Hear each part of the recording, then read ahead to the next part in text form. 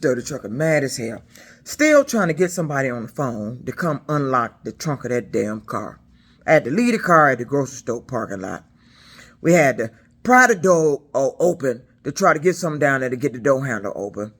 Now, we get in the car, the anti-theft is going. Now, the anti-theft is preventing the trunk from opening. The keys is in the trunk.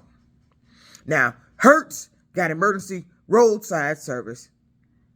They sent AAA instead of the locksmith, but told me they were sending the locksmith. Now, I called another service that I'm supposed to be able to utilize to get the trunk unlocked. I'm getting a runaround from these people I'm dealing with. Tell me what happened. I'm just telling this story over and over again. But ain't no locksmith showed up. I was out there 8 hours. It's cold here in Detroit. This is unacceptable. Why that representative from Hertz would tell me she was sending a locksmith and you sent AAA. And then you didn't notate who you were sending or who you contacted. But you told me you contacted somebody, put me on hold, came back on the phone, talking about, yeah, they said they can do it. Who is they can do it? See, all this shit is a setup. You wanted me to leave the car and sit there for a reason. I don't know how the fuck I laid them keys in there. And I don't even know. The keys got to be in there. Because I don't think nobody walked up on me and I had put the keys in my side pocket and they slipped them up off of me. They could have. And they could be going through the car right now and just throw the keys in the back of the trunk and make it look like that's the way it is. But I don't think they did. Because I remember pulling the basket out. I popped the trunk. Went and put the bags in, went to go get the pop. And I remember sitting the bag down. I remember my hand touching the inside of the trunk. And must have laid the keys down then and left the trunk open. But I didn't do what I normally do. I didn't pop the door lock, which I should have did. But all this time, they got emergency breakdown service. And I couldn't get nobody out there to pop the lock. Yeah, they talking all this other weird ass shit about what they got to do when all you got to do is make the key and pop the trunk. Toyota designed this car to where if you lock your keys in it or try to get in any kind of way, other way without the key, the anti-theft kicks in, which is supposed to on that. But why is your anti-theft locking the trunk the way you can't get in the trunk? And I said, well, we can get in the car. I can just pop the button from the dash. That didn't work because of anti-theft. Well, we can just fold the seats down. That don't work because the lever to fold the seats down, to pull things, is in the trunk. 8 fucking hours on Thanksgiving Eve. I just stopped there to get some last minute items and caused all, and this simple accident, all as hell. Had to pry the car door open, got in it. That's the only way I was able to sit in the car and not be standing out there in the cold. Now, the grocery store done closed up. They all know how to lock the keys in there. People was coming from everywhere to assist. They didn't want to leave me there out there like that. Cars, I'm looking at cars pull up on that lot after the grocery store is closed, running up there to see what time the door opened. But that white car that pulled up there and sat parked behind me with the headlights facing me that my son saw, and it left when my son pulled in there. I wonder if it had still been there if my son hadn't been there. You just sat there. Why didn't nobody come out there for the locksmith? Why would Hertz lie to me about sending a locksmith? And then after I got the supervisor on the phone from Hertz to complain about the representative that told me that story about the locksmith who never showed up, she called Detroit Lock.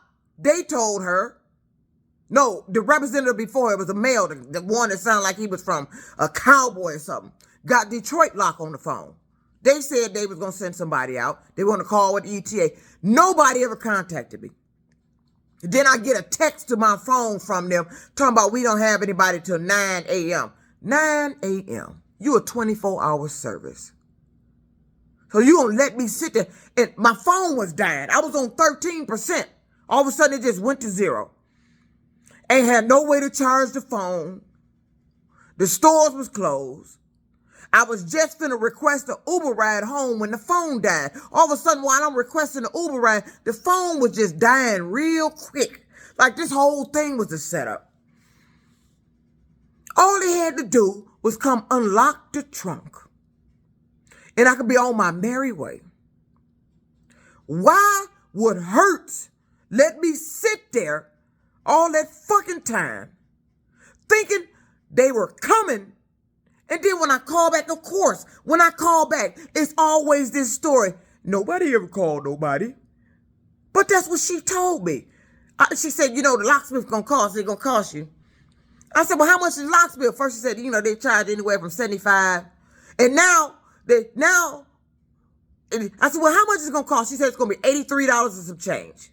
Okay, well, fine. Can I pay that now? She said, well, no, we'll just put that on your Hertz thing. And the locksmith on his way. So I called back with ETA after I sat there a minute. Nobody's coming. Then I find out there's no record of who was coming, who she talked to. So now the cowboy sounded one. He going down the list trying to get somebody.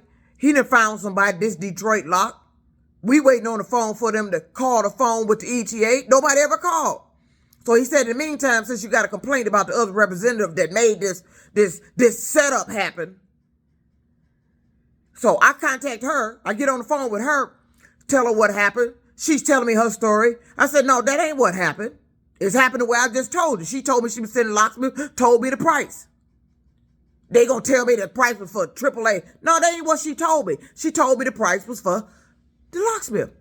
So the supervisor called. I said, well, they got Detroit locked. We waiting on the ETA. She said, well, I'll call her check. Now they done got her on hold.